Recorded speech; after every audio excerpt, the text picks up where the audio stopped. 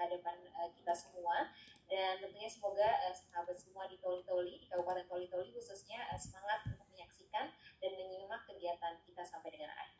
Langsung saja saya ingin menyapa narasumber cantik kita yang pertama yang telah hadir bersama kita di tengah-tengah siang kali ini. Halo, selamat siang Ibu Astri. Selamat siang. Selamat ya, siang Kak Desti.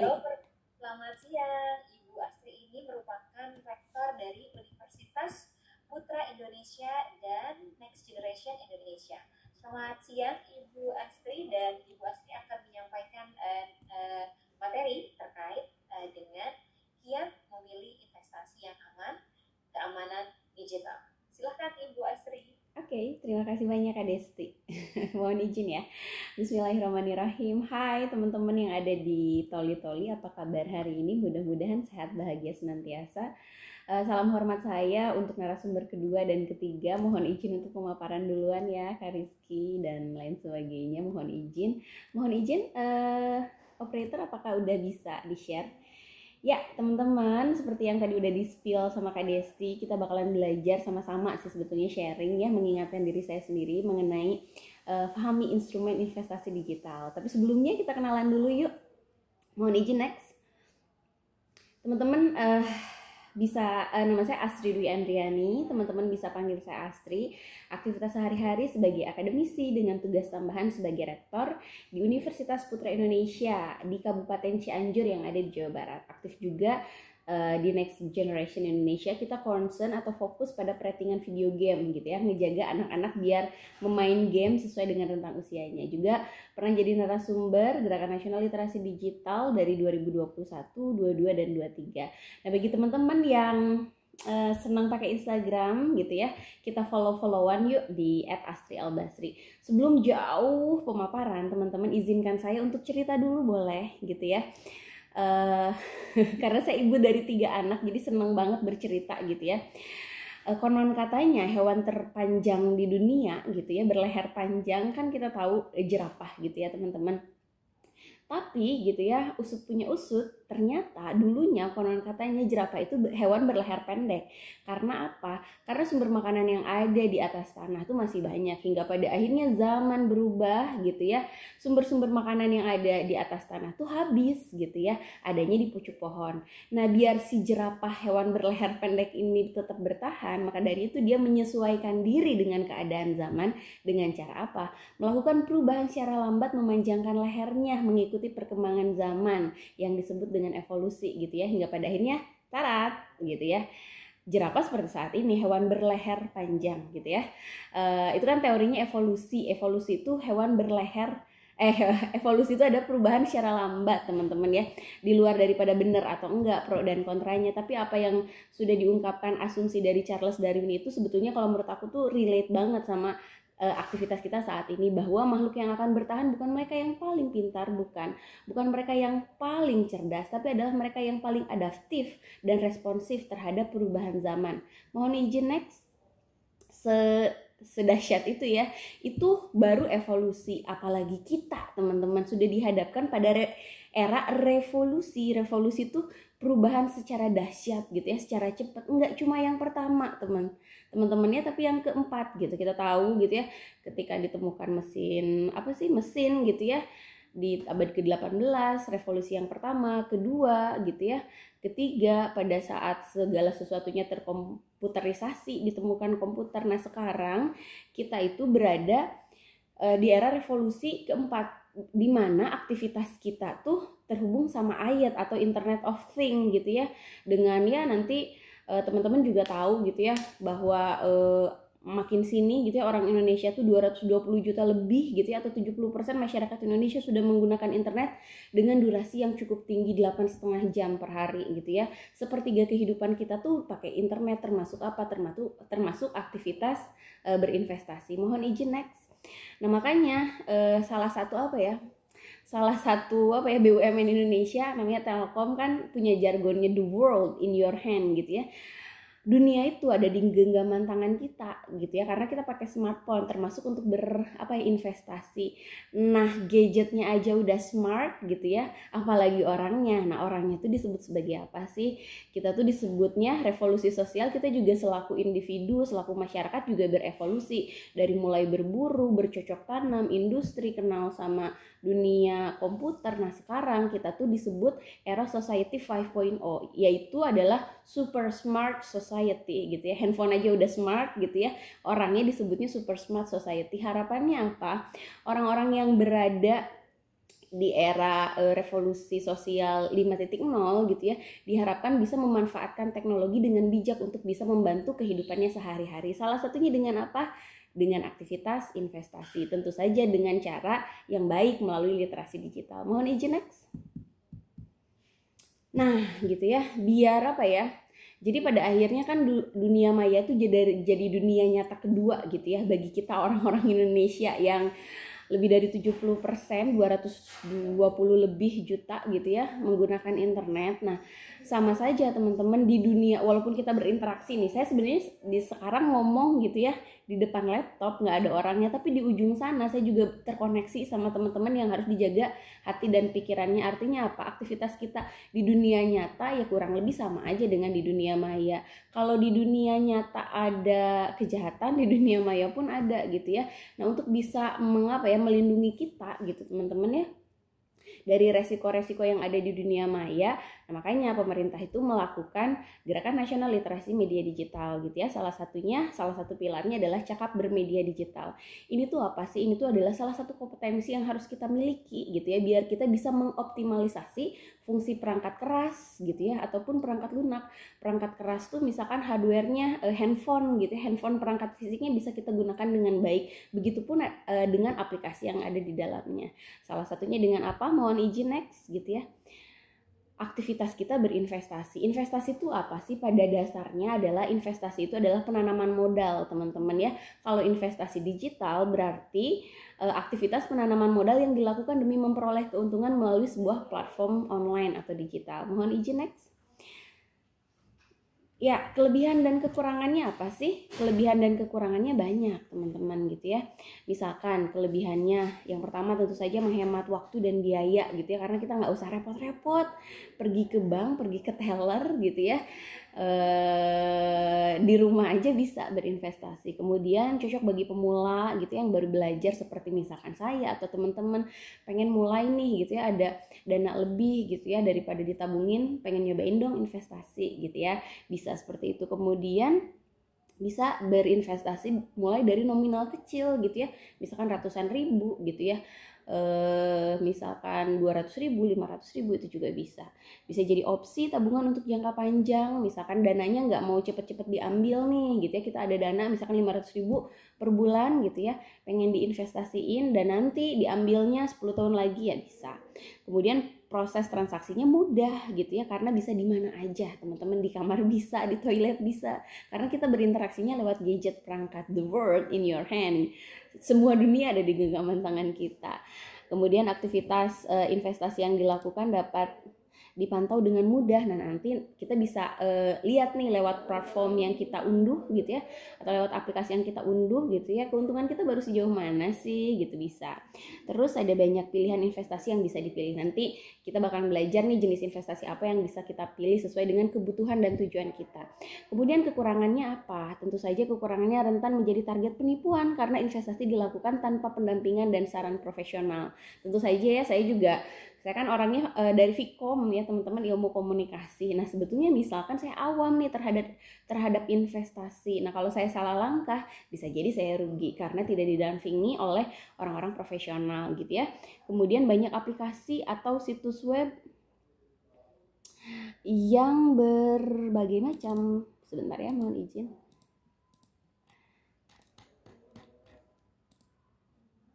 Banyak aplikasi atau situs web yang berisi scam. Maaf, sinyalnya kurang bagus ya, scam. Nah, jadi hati-hati juga teman-teman kalau ada aplikasi-aplikasi yang kurang terpercaya minta data pribadi kita gitu. Bisa jadi kita terjerat scamming atau phishing gitu ya, pencurian data pribadi yang merugikan pengguna. Itu juga hati-hati, sangat rentan sekali terjadi di ranah online.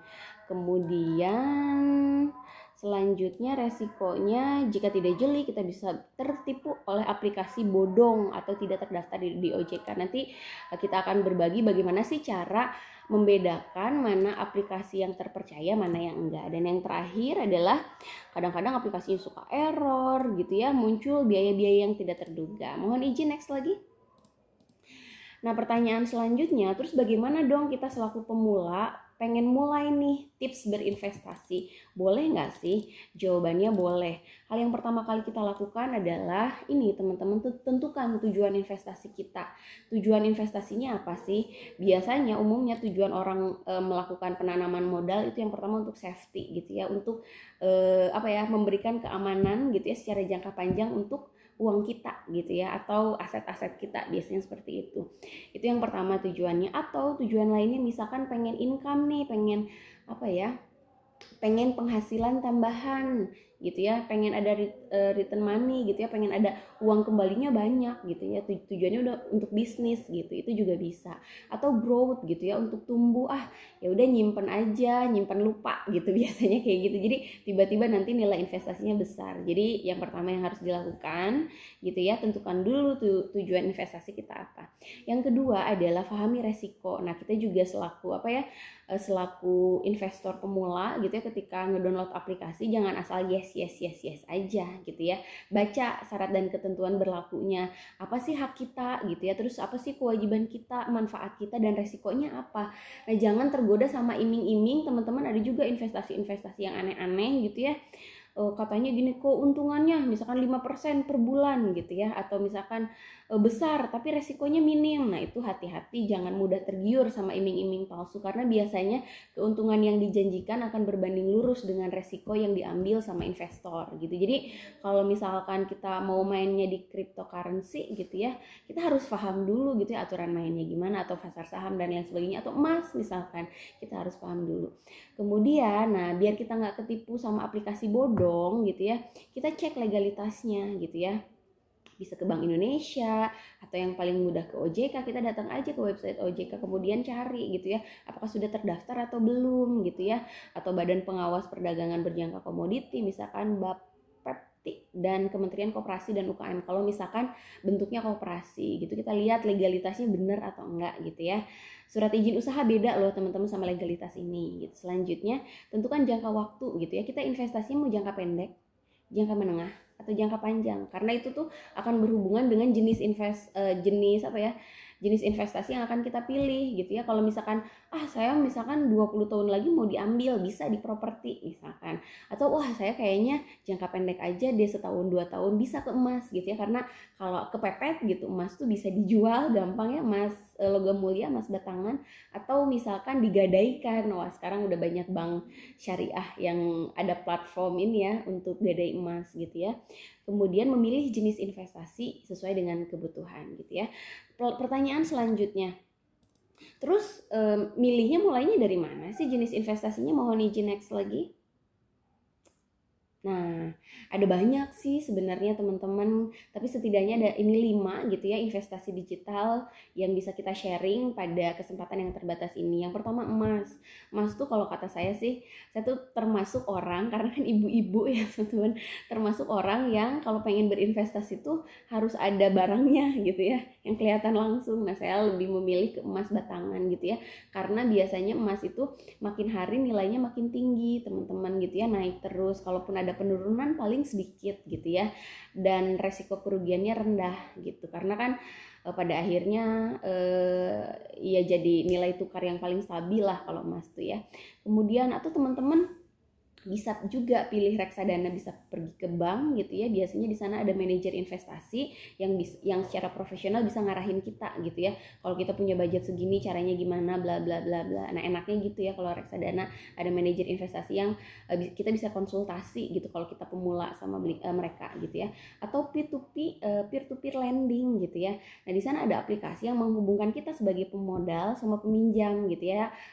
Ada beberapa aplikasi yang bisa kita gunakan, kita invest nih di startup si A, si B, si C gitu. lewat P2P ini. Kemudian atau saham gitu ya, merupakan tanda bukti penyerahan modal. Misalkan saham perusahaan-perusahaan yang terbuka gitu ya, misalkan belakangnya suka ada TBK, berarti perusahaan terbuka yang boleh dibeli gitu ya sahamnya gitu ya. Kemudian atau obligasi surat hutang. Nah sebetulnya itu beberapa pilihan yang bisa kita pilih. Mohon izin next lagi.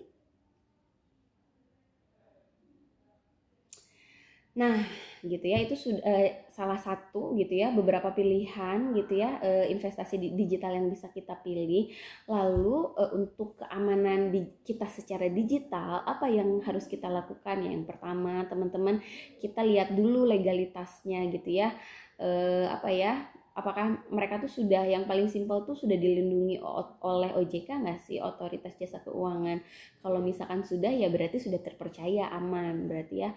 Terus yang kedua, jangan asal klik teman-teman. Jadi kadang kita suka dapat SMS atau WA atau email, selamat Anda terpilih gitu ya menjadi pemenang misalkan ya Lazada, informasi lebih 100 juta misalkan ya. Informasi lebih lanjut silahkan klik tautan di bawah ini, www.lazida.blogspot.com. Hati-hati teman-teman, jangan sampai kita terjerat scamming atau phishing gitu ya. Kalau misalkan kita asal klik gitu ya, link phishing itu berasal dari kata bahasa Inggris phishing, artinya memancing, mengiming-imingi calon korban dengan sesuatu yang menggiurkan gitu ya. Nantinya data-data pribadi yang ada di perangkat kita dicuri sama mereka untuk dipergunakan untuk keuntungan mereka gitu ya. Misalkan data-data pribadi kita diajukan untuk aplikasi pinjaman online dan lain sebagainya. Selanjutnya, waspada jika diminta data pribadi. Ini teman-teman, kita juga harus ngeh ya, nggak semuanya data-data pribadi kita boleh loh di-share ke media sosial. Termasuk apa? OTP ya, one tap password gitu ya. Terus kakak, kartu keluarga nggak boleh teman-teman. KTP gitu ya. Atau misalkan nama gadis misalkan nama orang tua kandung, atau misalkan nama gadis ibu kandung gitu ya. Jadi nama mamah kita pas belum nikah gitu. Nah itu nggak boleh di-sharein, atau nama kecil kita. Nah karena biasanya data-data seperti itu dijadikan oleh bank gitu ya untuk sebagai alat verifikasi biasanya gitu ya. Apalagi password nggak boleh di-share gitu ya ke orang lain. Kemudian ubah sandi atau PIN secara berkala. Nah ini juga penting banget teman-teman, di platform digital apapun gitu ya.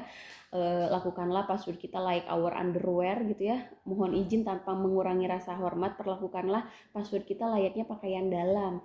Pakaian dalam kan jadi ranah pribadi yang nggak diliatin ke orang lain. Begitupun dengan password, kecuali Superman ya teman-teman, pakaian dalamnya di luar. Tapi orang umum biasanya pakaiannya di dalam. Maka dari itu password pun kayak gitu teman-teman. Password tuh jadi ranah pribadi milik kita, nggak boleh di-sharingin ke orang lain. Sesimpel password Instagram, misalkan media sosial itu juga nggak boleh di-sharingin, tuker-tukeran akun Instagram sama pacar misalkan, itu nggak boleh karena rentan disalahgunakan. Kemudian diganti secara berkala, pakaian dalam kan diganti secara berkala ya. Kemudian idealnya 8 digit, minimal 8 digit gabungan dari huruf besar, huruf kecil, angka, dan karakter.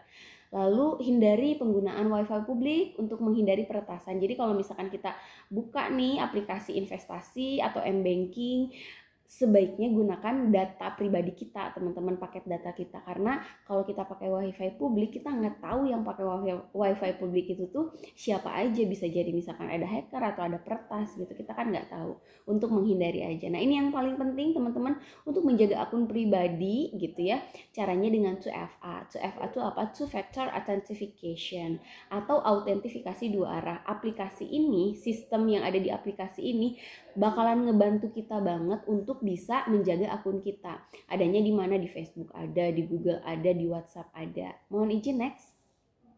Jadi teman-teman, si aplikasi ini tuh keren sih kalau kataku gitu ya.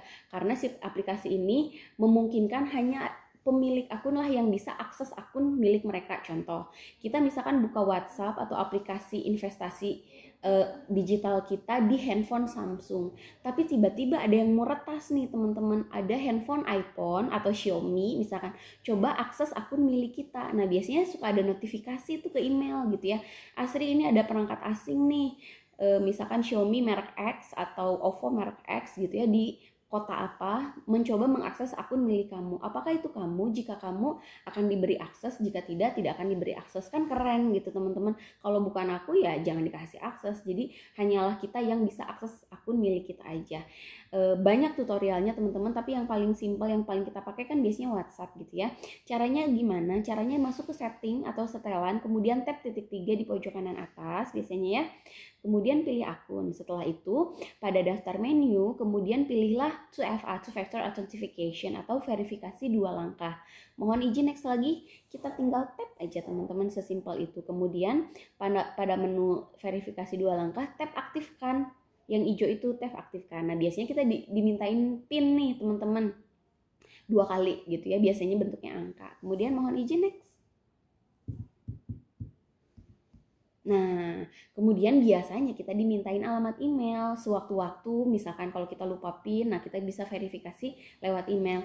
Tara, selesai, verifikasi 2 langkah sudah aktif. Ini keren banget. Termasuk saya cerita dikit ya, kadang anak saya kan ada 3, yang paling besar tuh umur 7 tahun, kadang suka pinjam handphone, suka ngetik-ngetik apapun. Nah kalau pakai 2FA ini teman-teman hanyalah kita doang gitu yang bisa akses WhatsApp milik kita gitu, karena kan kita yang tahu PIN-nya gitu. Next lagi. Nah, kalaupun teman-teman gitu ya, aduh bingung nih cara investasi digital, caranya gimana, konsultasinya ke siapa, sip. Nah, teman-teman bisa ke konsultasi ke OJK boleh di screenshot nih, 15655 atau Kementerian Perdagangan boleh, Badan Koordinasi Penanaman Modal buat konsultasi boleh, Kementerian Koperasi dan UKM, ini ada nomor handphonenya, atau Kementerian Komunikasi dan Informatika, ini juga ada nomor handphonenya, hotline-nya. Atau misalkan kita jadi sasaran penipuan atau korban, nah kita bisa lapor screenshotnya, bukti-buktinya ke waspadainvestasi@ojk.go.id atau hotline telepon ke 157. Sekian yang bisa saya sampaikan, ini slide terakhir, next lagi. Bagi teman-teman nih yang pengen menggali lebih dalam isu-isu soal cakap bermedia digital biar jadi generasi yang cakap digital, yuk teman-teman kita unduh, di sana ada puluhan bahkan ratusan ebook gratis di www.literasidigital.id atau teman-teman bisa follow di Instagram @siberkreasi. Sekian yang bisa saya sampaikan. Mohon maaf apabila ada kekurangan. Saya kembalikan ke Kak Desti selaku moderator. Terima kasih. Terima kasih.